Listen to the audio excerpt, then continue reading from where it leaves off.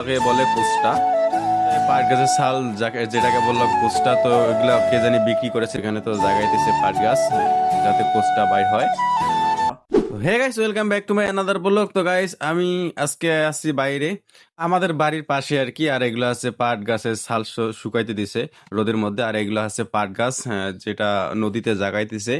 আর এই যে এগুলা এইদিকে ওইদিকে আবার এই যে এদিকে ঢেপি আছে পাট গাছের ছালের। তো আমাদের এদিকে এগুলাকে বলে কোস্টা। এই যে আর এগুলাকে বলে শিন্ডা।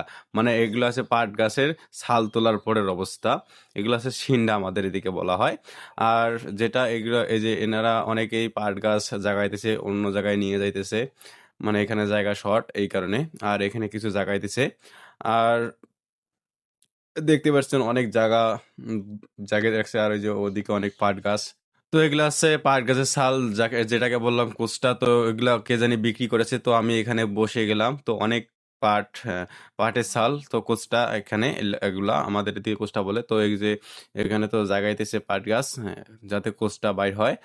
আর ওইদিকে দেখেন অনেকেই জাগ আছে আবার এদিকে। আর এদিকে একজন আবার ইয়ে করতেছে, মানে পাট গাছ জাগানোর পর ভরা দিতেছে পানা দিয়ে। ওই যে পানা উপরে দিতেছে অনেক। আর এদিকে পরিবেশটা দেখেন একটু।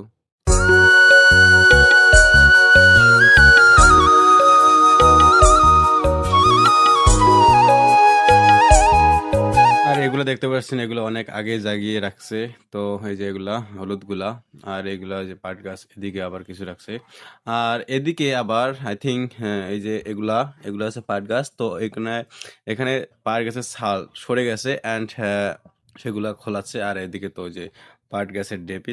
তো guys, if you enjoyed this blog, see you in the next video.